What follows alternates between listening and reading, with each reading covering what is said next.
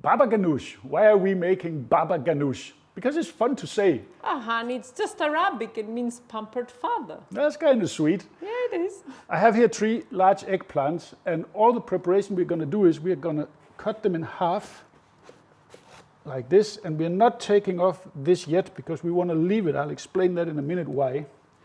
And then we're going to bring them over to the smoker. I have our bullet smoker here running on 150 degrees. We just want to put them skin side down like this. No oil, no nothing, just plain as they are. We're going to close this up like that, and then I'm going to add a couple of chunks of smoked wood. This is apple wood. That will give a nice smoky flavor to our baba ganoush. I can't stop saying it. It's very funny. Anyway, and while they're cooking there for probably 45 minutes to an hour, we are going to prepare some roasted garlic. I have a small pot with a thermometer inside where I'm going to add 8 to 9 cloves of garlic and 300 milliliter of extra virgin olive oil. The reason I have my thermometer here is because we don't want to get higher than about 180 degrees because the smoke point of olive oil is between 190 to 200. We don't want to get over that because then it becomes bitter. Now we're going to bring this up to temperature and let them roast for almost as long as the aubergine.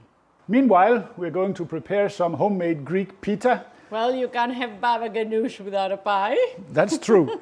I have here 250 milliliter of heavy cream. To which I'm going to add some hot water up till we have 300 and let's say 20 milliliter in total. Then I'm going to add 8 grams of dry yeast and a teaspoon of sugar to feed it a little bit, and then we're going to mix that up. We set that aside to proof, and while that proofs, we're going to mix our dry ingredients. Large bowl, 500 grams of strong wheat flour type 00, and then we're going to add, I would say, 2 large teaspoons of salt, maybe a little bit more because last time I made them when we were preparing this, they were a little bit unsalty. And then a tablespoon of dried thyme, and this we are just going to mix up dry.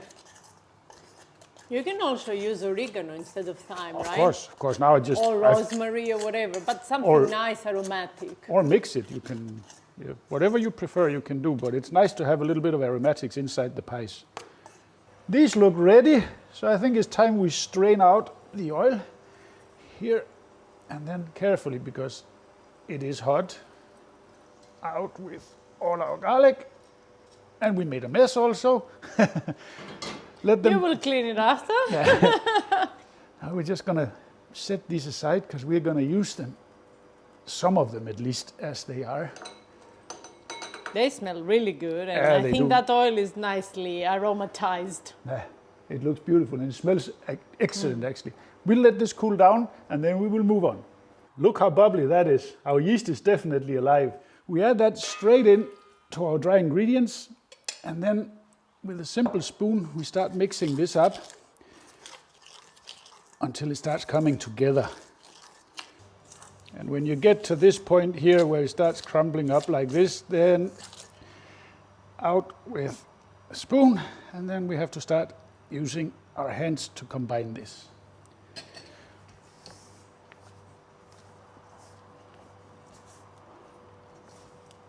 We're going to add some olive oil. That will help many things, make the dough pliable and make sure it doesn't stick to my hands. 4 tablespoons of good olive oil. Get it all mixed together.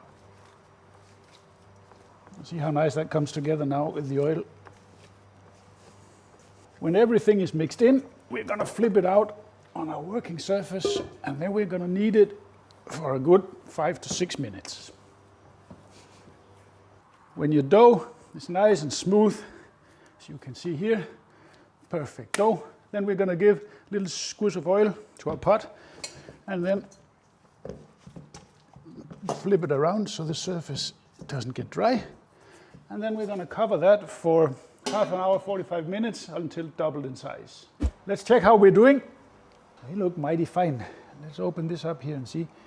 And now you can see the reason I didn't cut off the green ends here, because then we would be losing all these juices here. They would have been running out here. So that's why, but they are good and ready to come off. And obviously you can do this also in a conventional oven. You can even grill them directly over a gas flame if you have a gas stove, because the skin is very, very hardy. It can take it. But then you don't get that smoky flavor that we are getting out of this one here. So this is going to be a little bit extra good. Now we're just going to leave those to cool down a bit so we can handle them. We're ready to get the flesh out of these. They smell divine. But in order to get it out, because in the smoker we get like a skin here on top, we're just going to cut around with a sharp knife just to open it up like this.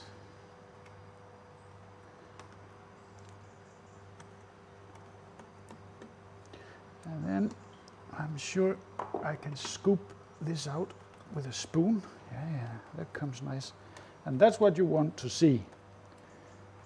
This here. The flesh is nice and cooked. Just scrape it out. And then we continue with the next one.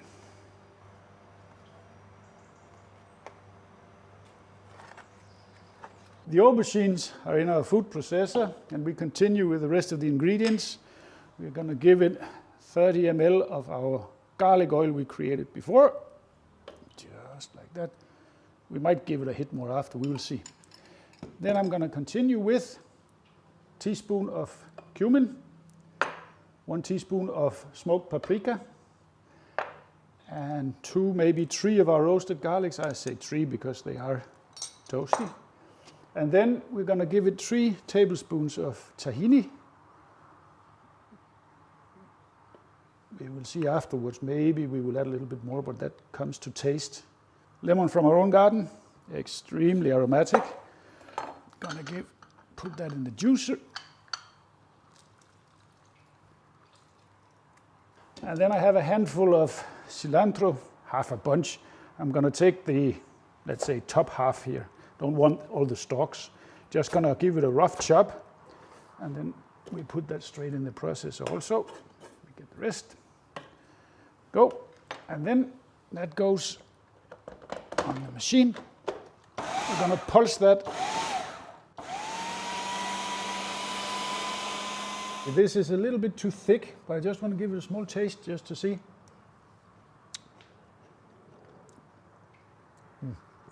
It's going to need a little bit of salt. Let me give it, let's say, a teaspoon of salt. And it doesn't need more garlic oil, so I'm going to drizzle in, while we're blending, a little bit of olive oil.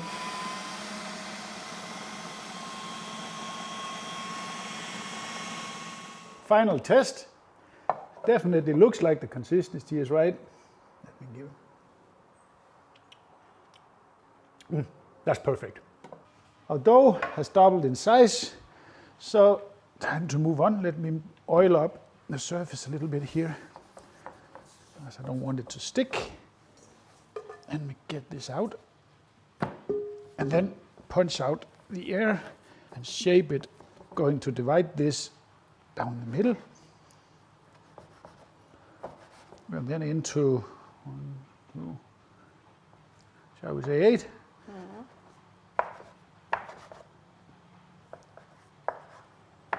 And then we're going to shape these into some round balls. The easiest way to do this, once you fold it over like this, lie it down, and then you see, like this, you get a perfect little bun.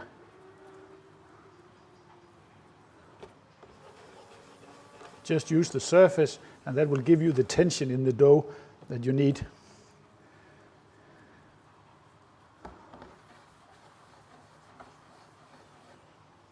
Let's get these rolled into pies, and apparently I can't count anymore because I actually made 10 and not 8, but okay, that's how it goes. I'm going to roll them out now halfway. I'm not going to make them as thin as I will later. I will show you that over on the flat top after. We go to this size and we leave it aside. Continue with the next ones.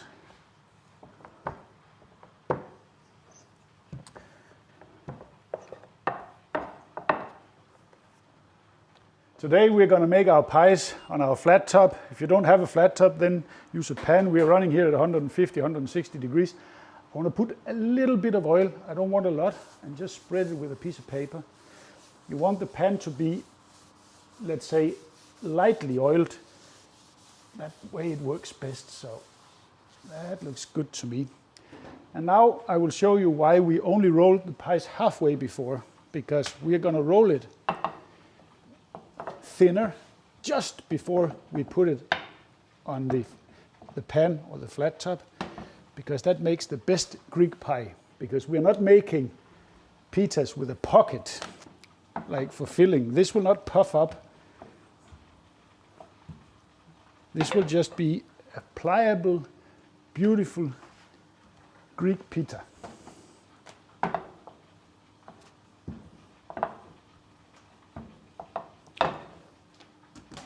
Perfect.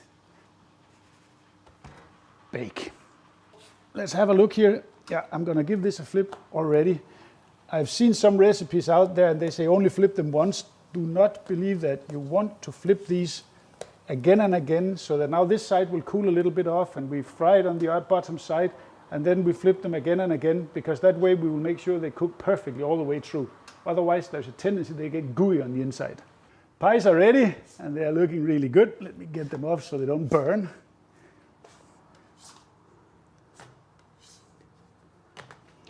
And then I am gonna break a little bit of bread here to give this a taste together. Hey, I'm jealous.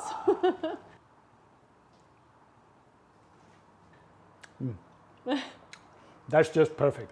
Smoky, really nice, and the pies, they are just so good. You really need to make this.